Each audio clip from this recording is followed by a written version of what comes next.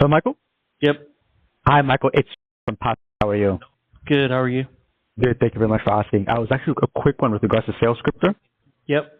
Yes, so what it is we've actually got a media request from our top tier outlets, Business Insider USA Today, and they were focused on innovative platforms and tools, and that we came across you. And I know I was calling you out of the blue. I wanted to see if you'd be open for a chat maybe tomorrow or Thursday to see if it's a fit about getting featured there. No, thank you. I see. Any particular reason why? I'm assuming it's a paid promotion. Yes, that's actually a good point. We're actually the world's only pay-on-results PR firm. So unlike normal PR firms that have upfront fees and retainers, with us you only pay once your article is actually live. We're not paying for any articles right now. I see. No worries, Michael. I appreciate it. Mm-hmm. All right, take care. Here are 3 extremely small changes that would drastically improve this cold call. And the first is to realize that you do not have to trick prospects into meeting with you and into buying the product or service that you sell. And I could be wrong, but he was trying to make it sound like big publications like Business Insider and USA Today are wanting to talk to this prospect. And whether or not that's the case, this is a good reminder that selling is not about manipulating, playing games, and pushing prospects into buying what you sell. Regardless of what you sell, you have value to offer. You can shift from trying to trick prospects into buying your product and focus more on communicating the help you have to offer and finding prospects that need your help. And this salesperson could do that on this cold call by opening the cold call with their value proposition. If he works for a PR agency, they deliver tremendous value, and he can explain that by opening the cold call and saying something like, the reason for my call is we help software businesses to become more known in the marketplace. And that usually leads to an increase in the number of inbound leads. And that ultimately helps them to grow their business and improve their profitability. And the second way this salesperson could improve this cold call is by simply focusing more on selling the conversation. This is helpful to think about and discuss because what most salespeople do is they sell the product. This is the company I'm with. This is what we sell. Do you need what I sell? Are you interested in what I sell? And you can make selling and cold calling easier by shifting gears and simply focusing on selling the conversation and selling the step of simply talking more. Now, in this salesperson's defense, he did try to close the prospect on talking more on another day. But if you're trying to set an appointment with the purpose of you talking about the product or service that you sell, you are still operating in a more product selling mode. And if you're trying to sell a product, that will increase the odds of facing objections like, I'm not interested. We already use someone for that. We're not making any changes right now. Keep in mind that you have value to offer, and this creates a reason to talk more. If you're a PR agency, you are experts in public relations and promoting businesses.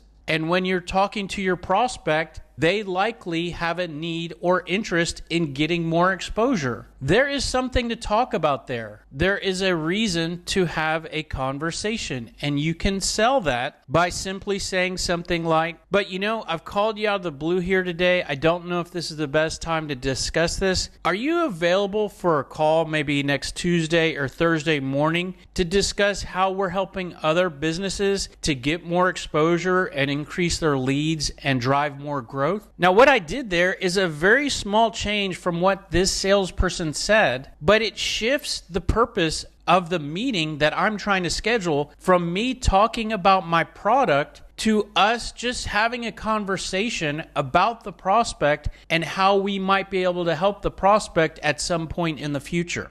And the third way that we could improve this cold call is by reflecting back and looking at the objections that came up and identify if there are any improvements that could be made in the responses. And the first objection that this salesperson faced was the prospect saying, "No, thank you." He responded by asking, "Do you mind if I ask why?" Which is a good question to ask if you're trying to overcome the objection. And if you're in product selling mode, you want to try to overcome and resolve the objections you face. But if you're selling the conversation, you do not need to overcome objections. And what you can do instead is deflect the objection to keep the conversation going by asking one of your pain questions. The prospect says, "I'm not interested." "Oh, yeah, I understand. If I could ask you real quick, how do you feel about the amount of inbound leads your business is currently getting?" When I ask this question, the prospect is most likely going to provide some sort of answer, and then I can follow up with another question, or I could use their answer as a justification for going for the close. And the key thing here is most likely we have kept the conversation going and have gotten away from their objection that they're not interested. And this tactic can be used for all of these different objections. And you can also use your current state questions in the exact same way. So the prospect says, "We're already working with a PR agency right now." "Oh, I understand.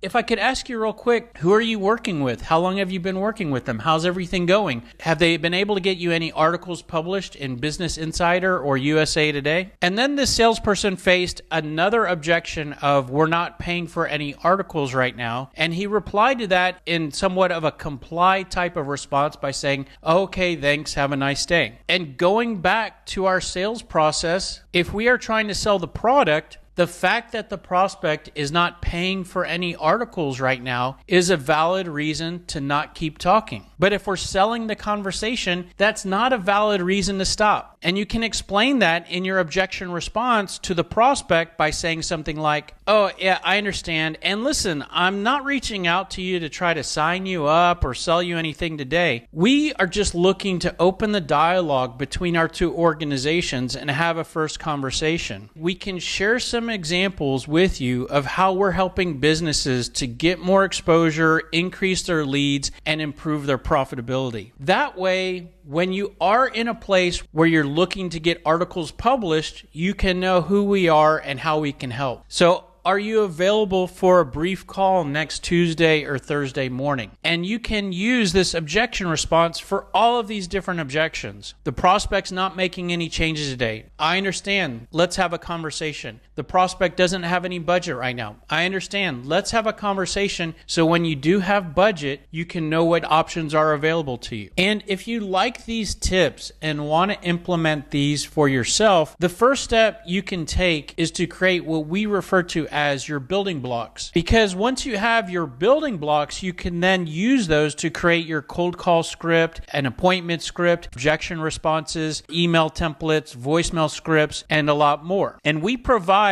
a step-by-step process that will help you to create those blocks and identify the most optimum things to say and ask for the product or service that you sell. And I went through that process for this salesperson and created all of these points and this sales message. And if you're looking at this and thinking, "I don't know if I can go through that for my product or service," or if you feel like, "I don't have the time and energy to go through this process," the really cool thing is that we have an AI-based tool that can create all of this for you in a matter of seconds. Sales Scripter has an area called the Sales Message Builder that takes you through the process for you to outline the different benefits you offer, different pain points you solve, and different questions you should ask. And this process creates your building blocks. And what we've done is we've integrated Sales Scripter with AI and ChatGPT specifically. And all you have to do is enter the product or service you sell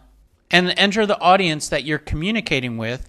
And when you click start, Sales Scripter is going to talk with ChatGPT and go through each of the steps of our sales message brainstorming process. And ChatGPT is going to do all of the copywriting in a matter of seconds, creating a set of features for your product or service, how you differ, your value points and value proposition, pain points, pain questions, and current state questions. Each of these sets of bullet points are your building blocks, And then the software uses those building blocks to create a library of scripts. And it will mix and match those building blocks to create a flow that can be used for your cold calls and your appointments and your objection responses. And that is pretty much it. If you want more information, the best place to go is salesscripter.com. Thanks for being here. Hope this was helpful, and we look forward to seeing you on the next video. Have a great day. Take care. Bye.